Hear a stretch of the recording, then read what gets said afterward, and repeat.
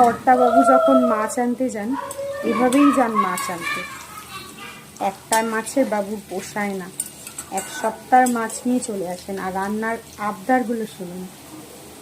আগে মাছটা দেখাই। কাঁকড়া, আজকে হবে কাঁকড়ার ঝাল। আচ্ছা, আরও অনেক কিছু বলা হয়েছিল এইগুলো দিয়ে, বাট আমি বলেছি অসম্ভব, একদিনে এত রান্নার কোনো দরকার নেই, আমি পারবো না, ছেলের সামনে পরীক্ষা। তো এটা হলো নুন হলুদ মাখিয়ে আমি কাঁকড়াটাকে রেখেছি, কাঁকড়ার ঝাল হবে। আচ্ছা, চিংড়ি মাছ আছে, চিংড়ি মাছ দিয়ে অনেক আইটেম আমি করি, সেগুলো অন্যদিন হবে, মেবি কালকে একটা হবে। আচ্ছা, কাতলা মাছ দিয়ে বাবুর আপনার কাতলা দই কাতলা করার জন্য, বাট দই কাতলা আজকে হবে না, আজকে আমি একটাই পদ করব, মানে দুটো ভাতে দিয়েছি। তো শুধু হবে কাঁকড়ার ঝাল। তো কাঁকড়ার ঝাল আমার ভীষণ পছন্দের, ছোটোবেলা থেকে আমি কাঁকড়ার ঝাল আমার মা বানিয়ে এসছে, আমি খেতে প্রচণ্ড ভালোবাসি কাঁকড়ার ঝাল, মানে প্রচণ্ড অনেক সময় লাগে, সবাই জানেন কাঁকড়া খেতে। আর কষা কষা ঝাল ভীষণ পছন্দ, জিভে জল চলে আসছে বলতে বলতে। তো তার জন্য আমি অলরেডি রান্না চালু করে দিয়েছি, আলু ভাজা হচ্ছে, কারণ আলু ছাড়া তো কাঁকড়ার ঝাল ভালোই লাগবে না। তো এই হচ্ছে আমার আলু ভাজা, আলুটা একটুখানি হালকা করে লাল লাল করে একটু ভেজে নিচ্ছি। এইবার একটু পরেই আমি কাঁকড়ার ঝালটা শুরু করে দেবো, একটু পরে কাঁকড়া ভাজবো।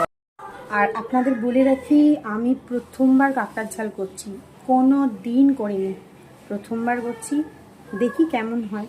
কর্তাবাবু খেয়ে বলেন কেমন হয়েছে, সেটাই পাওনা। তো দেখা যাক, আমার রান্না কোনো দিন খারাপ হয় না, বাট দেখি কি বলে। তো স্টার্ট করছি কাঁকড়ার ঝাল।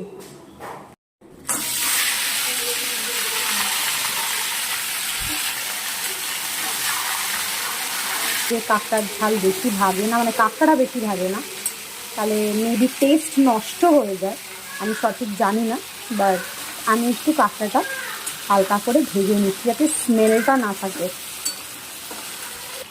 কাঁকড়াটা তুলে নেব, দিয়ে আমি করব হচ্ছে লঙ্কা আর পেঁয়াজের পেস্ট।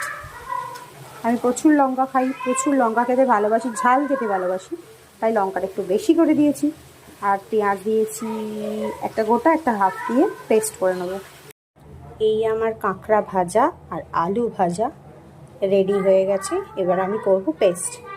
তেল গরম হয়ে গেছে, আমি একটু ফোড়ন দিয়ে দিলাম, যদিও আমার মা ফোড়ন দেয় না। ফোড়ন গরম হয়ে গেছে, তো আমি একটু পেঁয়াজ দিয়ে দিলাম,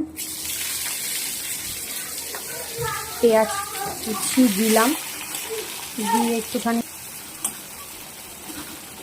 পেঁয়াজটাকে আমি একটু ভেজে নেব।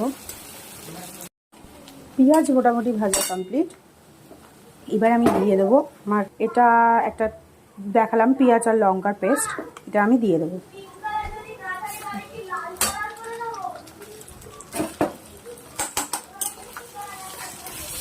তো মশলা দিয়ে দিয়েছি, পেঁয়াজ আদা রসুন কষা হয়ে গেছে। এই হলো টমেটো পিউরি, যেটা আমি ব্লিঙ্কিট থেকে নিয়েছি, এটা আমি একটু অল্প করে দিয়ে দেবো।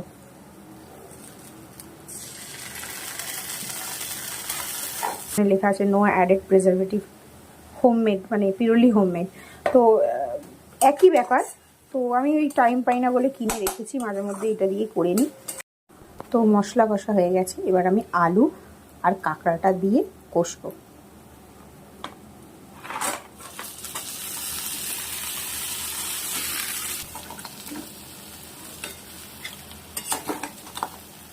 তো চলো খুলি, দেখি কিছুক্ষণ থাকার পর কীরকম ভিতরটা দেখতে লাগছে।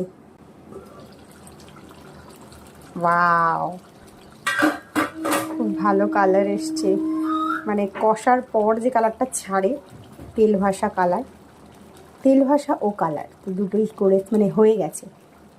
তো কাঁকড়ার ঝাল অলমোস্ট কমপ্লিট, গরম মশলা দেব, দিয়ে তারপরে যখন হাজব্যান্ডকে খেতে দেব ওর রিয়াকশানটা ক্যাপচার করব, দেখা যাক কেমন হয়েছে।